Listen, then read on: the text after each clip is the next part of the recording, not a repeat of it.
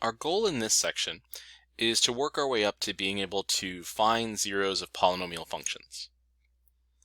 Along the way, we're going to introduce some different ideas that will build us up to that ultimate goal. Starting off, we'll begin with the remainder theorem. If we let some function f be a polynomial function, then if f of x is divided by the quantity x minus c, the remainder of that division process would be the exact same value as evaluating our original function at c. So what that means is, in example 1, we could take x minus 3 and divide that into our function f of x using synthetic division.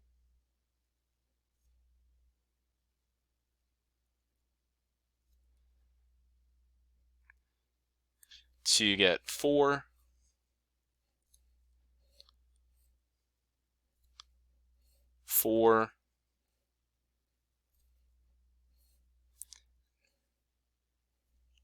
hang on a second, I was looking in the wrong spot.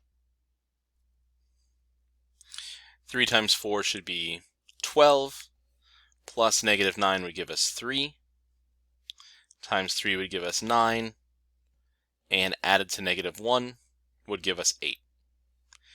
So in this case, we get the function 4x squared plus 4x plus 3 with a remainder of 8. If we had just started off with the original function and evaluated it at 3,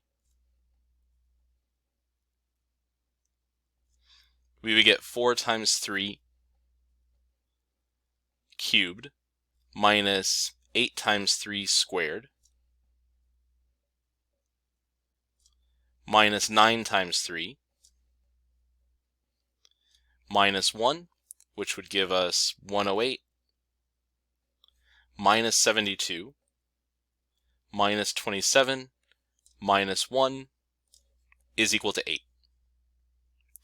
So carrying out that process of synthetic division, or simply evaluating the function at this value for c, gives us the same result of 8.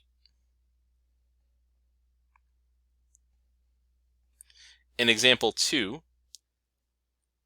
we can take that given polynomial function divided by x minus 1. In this case, we'll have to drop in a placeholder term.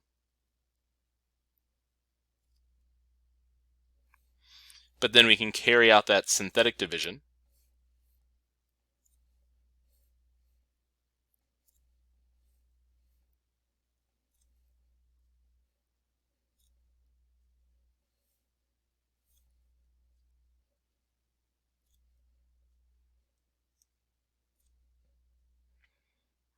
To get a remainder of 0, meaning the result of dividing these two polynomial functions would be 3x cubed minus 3x squared minus 3x minus 7, with a remainder exactly equal to 0.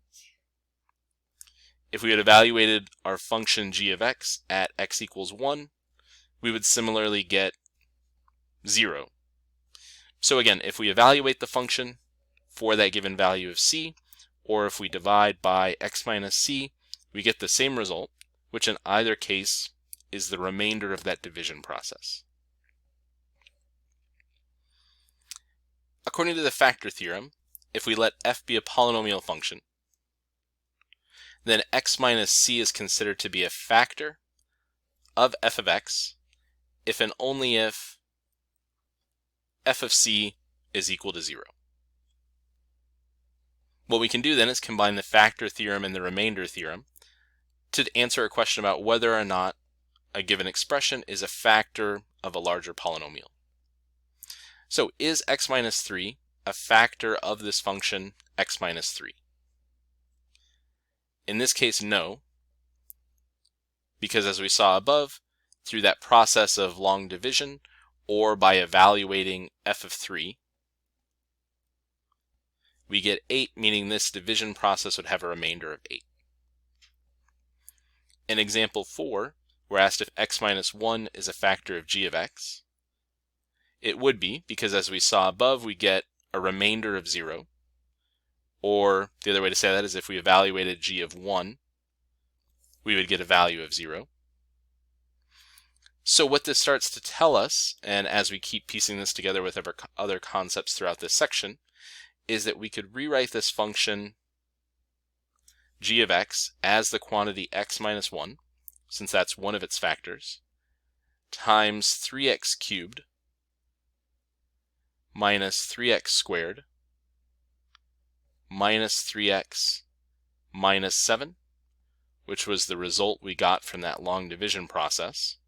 So essentially what we're doing here is identifying factors of a given function to work closer to getting a fully factored form, in this case for that function g of x.